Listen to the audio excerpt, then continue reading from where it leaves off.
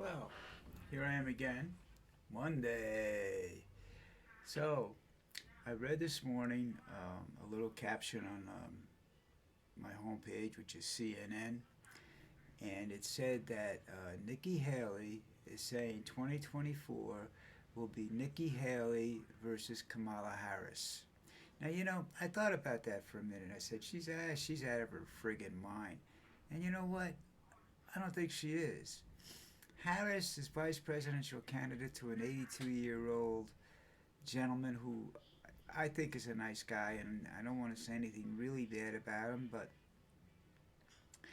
I think he's starting to experience mental issues, which I am. So I know at 78, which I think is the same age Trump is, and he's experiencing even more, that it's actually fairly possible. I think she believes that Trump is going to be in jail and unable to run, and that she's going to get the nomination. And you know what? That'd be a hell of a race. I don't know what the results would be if one or the other wins, but it'd be a hell of a race. Be a lot of fun, Be a cat fight. That could be cool. Maybe they'd get down and dirty, start ripping clothes off and stuff. Who knows? But I think it would be a good thing.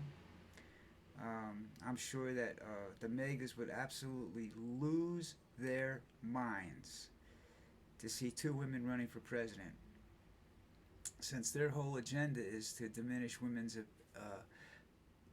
voting powers and everything else. So I think they'd flip out. They would be fun. I don't know if there'd be violence or not. It kind of like maybe people would sit down and finally realize that this is not a bad thing. You get a leader that's sort of a moderate, not too left, not too right, sort of in the middle, which would be a really good thing for this country. But, I'm looking down. I'm sorry, I didn't mean to do that. I just, what I was saying is, I don't know whether that would be a good thing or a bad thing, but it would be fun. Um,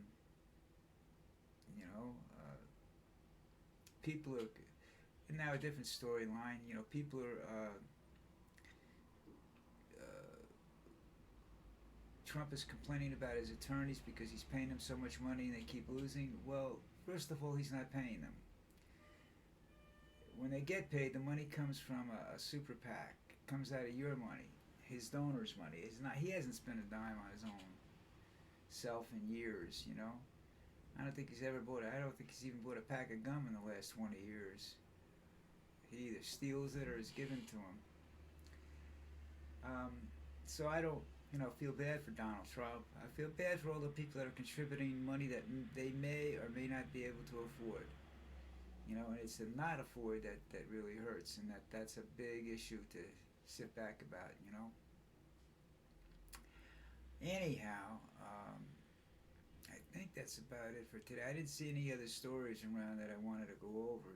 Everything else is, football this or, basketball that. Wait, I heard the All-Star game, they scored 200 points. One team scored 200 points. I got to tell you something.